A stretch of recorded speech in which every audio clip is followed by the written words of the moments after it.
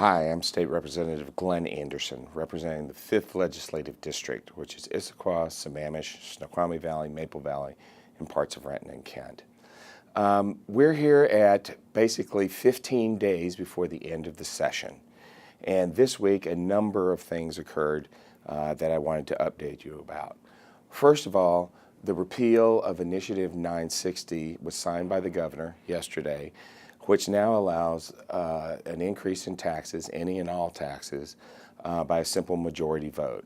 The initiative of the people, the Taxpayer Protection Act, required a 2/3 vote.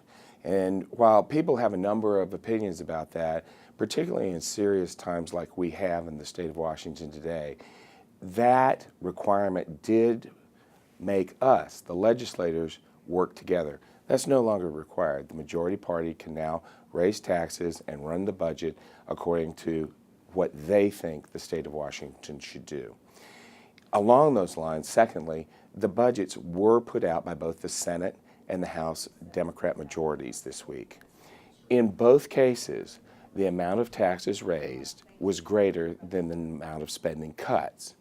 Equally, money was booked based on federal state bailout dollars, primarily around health care. Unfortunately, no legislation is currently moving in Congress that would actually provide those funds, about $500 million, to the state. So essentially, the budgets are designed to pretend that we actually have the money.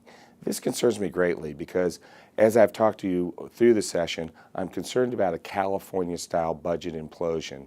And when we start making up money that we don't have, and we don't have a reasonable expectation that we will receive, and yet plug that into the budget, that's fraud.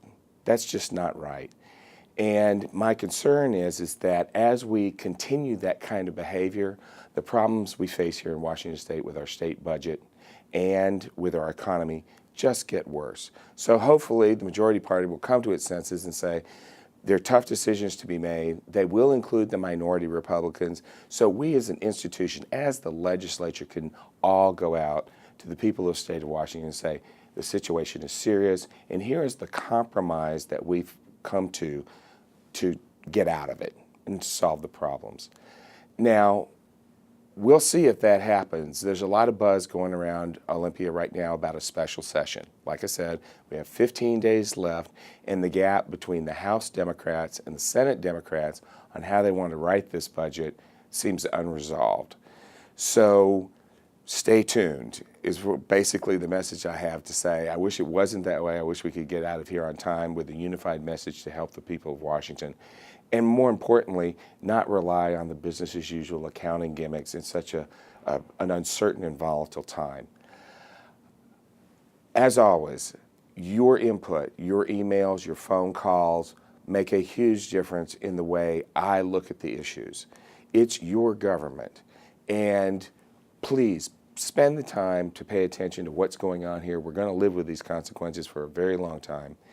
And it is not going to be something where we get another chance at this without it being more messed up. So, Glenn Anderson, 5th Legislative District, again, thank you, and I'll look forward to talking to you again next week.